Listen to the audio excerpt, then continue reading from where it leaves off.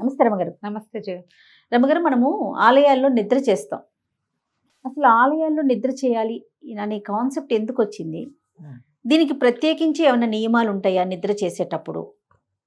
ఈ ఆలోచన అసలు ఎందుకు వచ్చిందంటే దానికి ఏమైనా కథ అలాంటిది ఏదైనా ఉందా అని నా ప్రశ్న. కథ అయితే కనపడదు కానీ జయ, దైవ సన్నిధిలో నిద్రించటం, దైవ రక్షణలో నిద్రించటం. మామూలుగా నిద్రించాలి అంటే ఎట్లా ఉండాలి? దేవాలయం ఉండి రామీ సిల్క్స్ స్వచ్ఛమైన మన దేశ పట్టుతో సాంప్రదాయానికి అనుగుణంగా మన రామీ సిల్క్స్.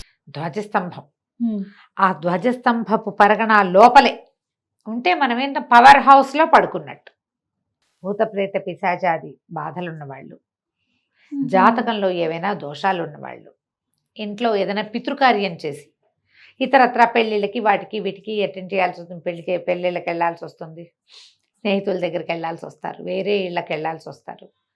అది ఆ దోషం లేకుండా పితృకార్యాలు చేసిన తర్వాత ఇప్పుడు ఈ 13 రోజులు అవి అయ్యాక ఎక్కడైనా నిద్ర చేసి దేవాలయంలో చేస్తే వీళ్ళని ఆవరించుకుని ఉన్నటువంటి ఆ నెగిటివ్ ఫోర్సెస్ తగ్గిపోతాయి. పాజిటివ్ ఫోర్స్లోకి వెళ్తాం కదా.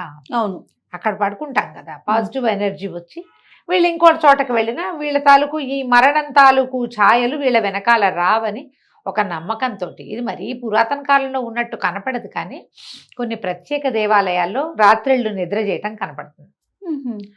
నాకు తెలిసి నాకు 10 ఏళ్ళు కూడా లేకముందే మా నాన్నగారు ధర్మపురిలో నిద్ర చేశారు. ధర్మపురి ఎక్కడ ఉంది? జగిత్యాల. నరసింహస్వామి, యోగ నరసింహస్వామి దేవాలయం. ధర్మపురి తెలీదు నీకు? తెలీదు, చెప్దాం. ఆ దేవాలయం ధర్మపురి క్షేత్రం అంటే మన సత్యవానమ్మ టెంపుల్ కదా, అది ఆలోచిస్తున్నా నేను. కాదు కాదు, అప్పట్లో ఎక్కడ లేరు కదా అని. చాలా పెద్ద దేవాలయం అది. ఆ ధర్మపురిలో నిద్ర చేశారు. నాకు 5-6 ఏళ్ళ కంటే ముందేనేమోనని నేను అనుకుంటున్నాను. అప్పుడు మా తాతగారు నరసింహ శతకాన్ని సంస్కృతంలో నుంచి, అది తెలుగులో నుంచి సంస్కృతం చేశారు, ట్రాన్స్లేట్ చేశారు. ఓకే. ఈ నరసింహ శతకం అక్కడ వేయించారు ధర్మపురిలో క్షేత్రంలో. పలకాలు ఉన్నాయి గోడ మీద. ఇటీవల కాలంలో రెనోవేషన్ అప్పుడు తీశారు, మళ్ళీ రీప్లేస్ చేయలేదట. 3-4 ఏళ్ల క్రితం నేను వెళ్ళినప్పుడు అడిగాను కూడా, మీరు రీప్లేస్ చేస్తామంటే దానికి అయ్యే ఖర్చు కూడా మేము పెడతాము అని. వాళ్ళ ఈవో గారు దొరకలేదు, ఇంకోళ్ళు ఎవరో మాట్లాడారు. మళ్ళీ వెళ్ళినప్పుడు చూడాలి ఏం చేశారు. ఓకే. నృసింహ శతకాన్ని సంస్కృతంలోకి రాశారు తాతగారు. అయితే ఈ ధర్మపురి నరసింహస్వామి మీద రాయబడింది అనమాట అది. ఆయన నిద్ర చేయటం నాకు తెలుసు. తర్వాత కాలంలో నేను ఎక్కడెక్కడ విన్నానంటే జొన్నవాడ కామాక్షి దేవాలయంలో వాళ్ళు మనకి పడుకోవటానికి వెసులుబాటు దేవస్థానం వాళ్లే కల్పించే అవకాశాలు కూడా కొన్ని చోట్ల కనపడతాయి. ఓకే. ఆ మండపానికి, దేవాలయ మండపం ఏదైతే ఉందో చుట్టూతా పెద్ద పెద్ద శాలలాగా ఉంది. దేవాలయ అంతర్భాగమే అది కూడా. అవి పెద్దవి తాళాలు వేసేస్తారు, లోపలికి వెళ్ళటానికి అన్ని తాళాలు వేసి ఈ గట్ల మీద జనాలు పడుకుంటారు. బాసరలో కూడా అలా పడుకునే అవకాశం ఉంది. కొన్ని దేవాలయాల్లో ఇలాగా భక్తులు నిద్రించడానికి అవకాశం ఉండేటువంటి దేవాలయాలు ఎక్కువగా మనకి అమ్మవార్ల దేవాలయాల్లో కనపడతాయి. మామూలుగా మనకి ఏదైనా గ్రహ బాధలు, గ్రహ దోషాలు, తర్వాత ఇళ్లల్లో రకరకాల ఈతి బాధలు ఇలా ఉన్నవాళ్ళు మొక్కుకుంటారు కూడా నిద్ర చేస్తాము అని. పూజ చేసి నిద్రించటం. పిల్లలకి పెళ్ళిళ్ళు కావట్లేదు, పెళ్ళైన పిల్లలకి పిల్లలు కావటం లేదు, అత్తమామలతో తగాదాలని, ఆస్తులు తగాదాల్లో ఇరుక్కుపోయిన వాళ్ళు, ఇలాంటి వాళ్ళు మొక్కుకుని కూడా నిద్ర చేయవచ్చు. ప్రత్యేకంగా భక్తులకి అవకాశం ఇచ్చే దేవాలయ సముదాయాలు కొన్ని ఉంటే, అవకాశం లేకపోయినా వీళ్ళు ఏదైనా మనం అడిగితే అవకాశం ఉంటే, ఇప్పుడు మనం తిరుమలకి వెళ్తాం, నిద్ర చేయాలనుకుంటాం కదా కొండ మీద. అవును అవును. కిందకి వచ్చి పడుకోవచ్చు. మన కింద కూడా రూములు దొరుకుతాయి, కింద ఫ్రీగా కూడా దొరుకుతాయి. కానీ మనం ఏమనుకుంటే కొండ మీద పడుకోవాలి, పై కొండలో. తిరుమల కొండ మీద నిద్ర చేయటం. కొన్ని దేవాలయాల్లో అసలు కొండ మీద ఎవరు ఉండరు, సాయంకాలం అయ్యేసరికి తాళాలు వేసి కిందకు వచ్చేస్తారు. నరసింహస్వామి దేవాలయాలు అట్లా ఉంటాయి, మొత్తం దిగేస్తారు కొండ. ఎందుకంటే అక్కడ స్వామి సంచరిస్తాడని, ఆయన్ని గౌరవించడం కోసం అక్కడ ఎవ్వరూ ఉండకూడదు. మంగళగిరి లాంటి చోట 3కో 4కో అయిపోతుంది, వచ్చేస్తారు. స్వామి సంచారం ఉంది అక్కడ.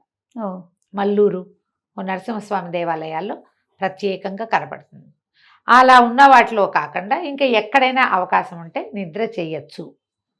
దీనివల్ల ఏమవుతుంది? మానసికమైన ప్రశాంతత వస్తుంది.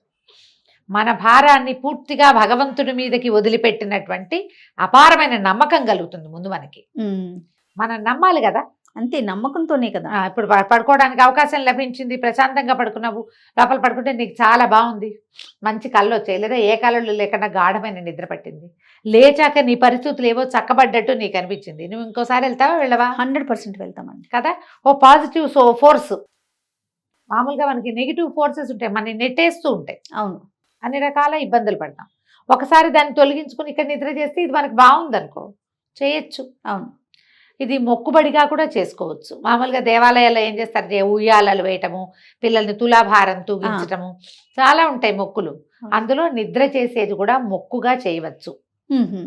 కొంచెం అవకాశం చూసుకోవాలి. మరి పిల్లలు పసిపిల్లలు కాకూడదు, గర్భవతులు, పెద్దవాళ్ళు, కింద పడుకోలేని వాళ్ళు, ఇలాంటి పిల్లలు. మేము జొన్నవాడ వెళ్ళినప్పుడు నా ఫ్రెండ్ వచ్చింది కెనడా నుంచి. తను బహుశా గాలికి అది లేకపోతే పడుకోలేదని అనిపించింది మాకు, లేకపోతే నిద్ర చేయాలన్న ఊహ చేసాం మేము. కొంచెం తను ఉండలేదేమో, కాస్త ఎండగానే ఫిబ్రవరి మార్చిలో మేము వెళ్ళింది, వేడిగా ఉంది. ఓకే. తను ఆరోగ్యం దెబ్బతింటుందని అనుమానపడి మేము ఉండలేదు. కానీ అలా ఉండి 15 రోజులు జొన్నవాడలో ఉండి ప్రతిరోజు దేవాలయంలో నిద్రించే వాళ్ళు కూడా ఉన్నారు. దసరా 10 రోజులు అక్కడే చేయొచ్చు. అట్లా కూడా మనం ఏ దేవాలయానికి మనం దండం పెట్టుకుంటామో అక్కడ అవకాశం ఉందో లేదో కనుక్కోండి ముందు. అవకాశం ఉంటే నిద్ర చేస్తే మీకు ఏదైనా మిమ్మల్ని పట్టి పీడించేవి, పీడకలలు వచ్చేవాళ్ళు, నిద్రలో కేకలు పెడుతుంటారు, అవును, కలవరింతలు, భయపడుతూ ఉంటారు, వాళ్ళు ఆ లక్షణం ఉన్న వాళ్ళు కూడా ఇట్లాంటి దేవస్థానాల్లో నిద్ర చేస్తే ఆ సమస్య తీరుతుంది. అయితే నేను అంటే ఒక సందర్భం, నాకు తెలిసిన సందర్భం, రమ్మగారు, భర్త చనిపోయినప్పుడు పుట్టింటి వాళ్ళు తీసుకువెళ్ళేకి ముందు ఆలయాల్లో నిద్ర చేయాలంటారు కదా. అలా కాదు, తీసుకువెళ్లేందుకు ఏ అవకాశము లేకపోతే ఓకే, దానికి ముందు నిద్ర చేయాలి కాదు. పుట్టింటికి వెళ్ళి నిద్ర చేసే అవకాశం లేని వాళ్ళు దేవాలయంలో నిద్ర చేయొచ్చు. ఓకే, అది పాయింట్. పుట్టింటికి వెళ్లే ముందు అని కాదు. ఓకే, పుట్టింటికి వెళ్ళలేని వాళ్ళు దేవాలయాల్లో చేయాలి. లేదు, అన్నదమ్ములకు అవకాశం లేదు, అన్నదమ్ముల భార్యలున్నా వాళ్ళు ఎవరు పిలవలేదు, ఈవిడ కూతుళ్ళ ఇళ్ళకి అన్ని చోట్లకి వెళ్ళాలంటే మీ వాళ్ళ ఇంట్లో నిద్ర చేసిరా అంటారు. కూతుళ్ళు అత్తగారులు వాళ్ళు అంటారు కదా. వీళ్ళకి కూడా ఒక శంక ఉంటుంది, ఎక్కడైనా నిద్ర చేయకుండా ఇట్లా దేవాలయాలకు వెళ్ళకూడదు, యాత్రకి వెళ్ళకూడదు, చుట్టాల పక్కాల ఇళ్లలో పెళ్ళిళ్ళు, పేరెంటాలు, శుభకార్యాలు, సహాయాలకు కూడా వెళ్ళకూడదని. ఎక్కడికి వెళ్ళలేదు కాబట్టి మనం వేరే వాళ్ళ గుమ్మం ఎక్కకూడదు, అలాంటివి ఉంటాయి.